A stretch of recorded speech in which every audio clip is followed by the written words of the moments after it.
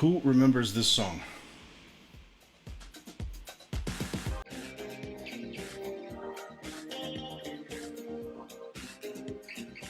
Pretty sure you remember that song. Vows are spoken to be broken.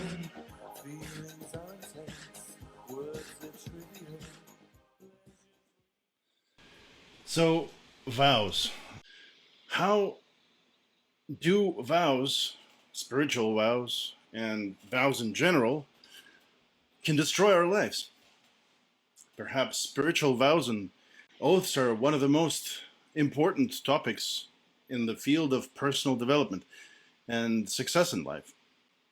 Question: how do you understand or detect whether you have any oaths or vows, ones given to yourself, aside from those that you actually remember? Have you noticed that some of the events or problems in your life are cyclic, constantly repeating, but in different ways and scenarios? If there is a cyclical pattern of some sort of event in your life that does not feel good, harming, or even destroying you physically, one of the possible reasons for this may be the vows, promises, or oaths that you may have given to yourself in this life or in previous incarnations. Every one of us has sworn to self to never do something, or promised to never ever retrieve self in some situation. One may say, what's wrong with promising to self to never ever be in some situation that I don't like? Well, you likely heard the expression never say never. Well, what if this expression was never to taunt you, but to actually warn you, that never to taunt you that you will sure do it again, or actually warn you that a potential danger could be hiding behind it in saying never? What if what you sworn in to never have in your life could backfire once? For example, as a teen, you grew next to a neighbor who had a very tough kid who never listened and always argued back. The police got tired of coming over, etc. And you said something like, I'm never having children of my own, ever. Even if as a joke, perhaps at that time. But you had your inner emotion triggered by this situation, and pretty strong one, that you attached to your own words and directed at self. And later in life, you end up with difficulties of getting pregnant or impregnating your partner. The thing is, those promises and vows, while often sitting in subconscious, bring us and chain us up, deprive us of freedom of choice and action, influence choices that form our life. And we step on the same rake over and over again without even realizing it. Today we'll talk about what vows are, how they affect our lives, and if even possible to get rid of them. The impact of vows and vows on your life at some point in this or in previous lives, all the vows were valid. You made these commitments under the influence of a spiritual impulse or emotion at the moment. But now it's just an information garbage that is no longer relevant and is blocking your happiness and fulfillment. Poverty, as example. Finance is one of the most common areas in which people, especially spiritual ones, have many restrictions. Once upon a time, people could feel high energies and spirituality only if they gave up everything perishable. Comfort, prosperity, abundance. And it worked like that for the longest time. Well, it doesn't work like that anymore.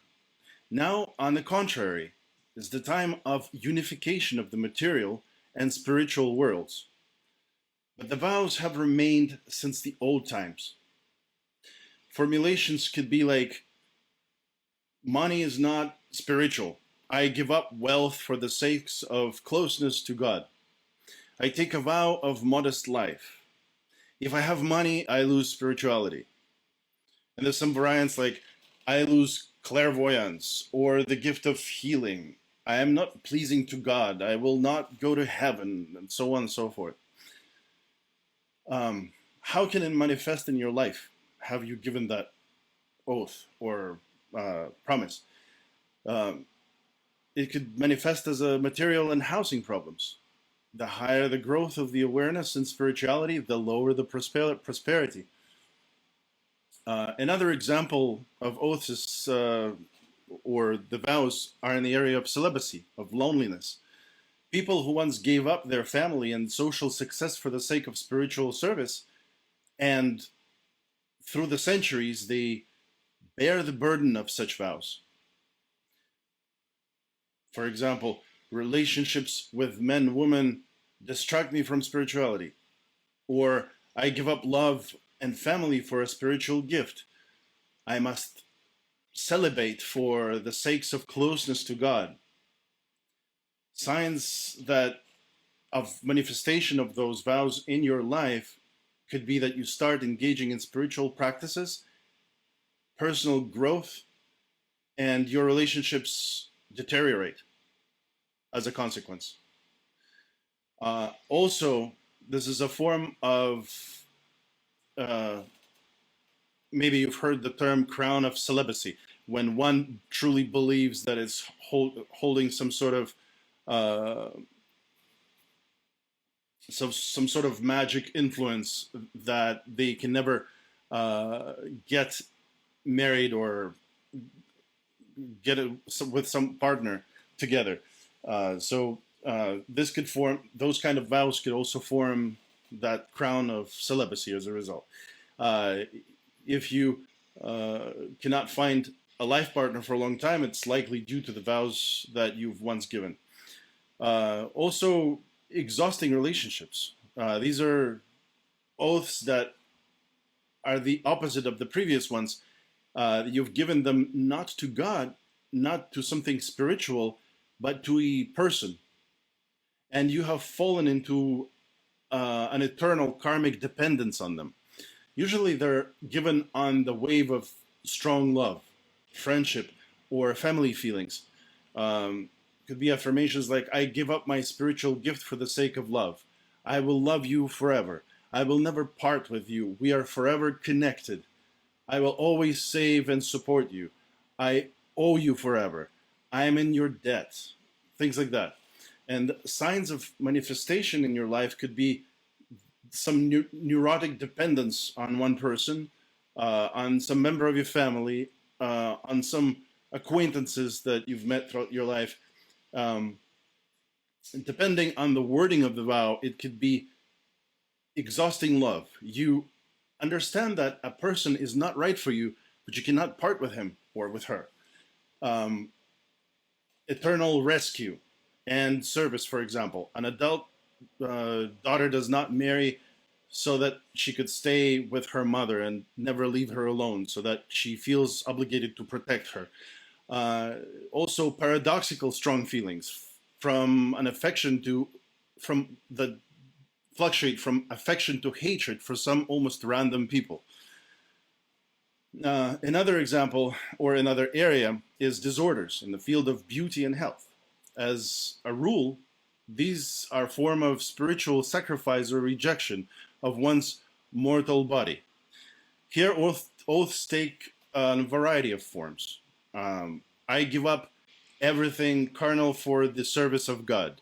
I must torture my body to be strong in spirit. I give my health in exchange for a spiritual gift. I accept this disease as a payment for sins. I'm sure you've heard something like that from people. Bodily and sexual pleasures is sinful. My beauty seduces others and I become a sinner. I refuse to be beautiful, so on and so forth. The list goes on. There's many variants of this. Signs of manifestation of this in your life could be various diseases, unpleasant bodily symptoms, a sharp deterioration in health when starting spiritual practices, rejection of sexuality and one's beauty. Paradoxical weight gain usually belongs to this group of vows too. For example, I give up sexuality for the sake of spirituality. Being overweight makes me less desirable in the eyes of men and or women and myself. it helps me fulfill my vow and I become more spiritual. So that this is the relationship with the vow and the use of the vow in one's life, how it can manifest, and how can that vow serve the purpose in one's life. And then there's also eternal service. Uh, these are the most insidious vows and oaths because at a first glance they're perceived as very bright and good from the worldwide opinion. But as a result, a person falls into a trap of forces which he serves from life to life or closed scenarios of behavior. I swear to always fight the evil. I swear to always defend justice. I take a vow of eternal loyalty to Christ. I swear to always heal people. I promise to always fight the enemies of my homeland, faith, family, etc. And the signs of this could be evil will always be happening around you, and you will be always fighting it as a result. Either everyone around you will treat you unfairly, or there will always be enemies to fight. Those who have taken an oath of a professional service, for example, always teach, heal, etc., are forced to remain forever in this field of activity, one way or the other. Even if they are not by profession in this field, they will always be around people who need saving, teaching, and so on. Usually, these oaths are also accompanied by the wording to serve selflessly. As a result, you'll work like hell, getting almost nothing in return, exhausted at work, and still living in poverty. Any attempt to go beyond an oath or a vow makes you think you are a sinner or a traitor or leads to destructive fanaticism. These are just some of the types of spiritual vows and vows that may ruin your life. In fact, unless there are many more of them, and they take the strangest forms sometimes. Is it possible to get rid of vows, oaths, promises? It's really up to you to keep them or if it's the time to release them. If you feel inside that something is in your life path, something is bothering you, you can make a choice to get rid of blocking vow or maybe multiple. With a conscious will and decision, you can abandon an unnecessary vow and replace it with a new positive affirmation.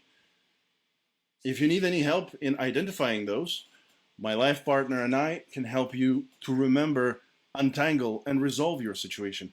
Reach out to us within the comments, and we will definitely contact you privately, and we can work on those questions that you may have.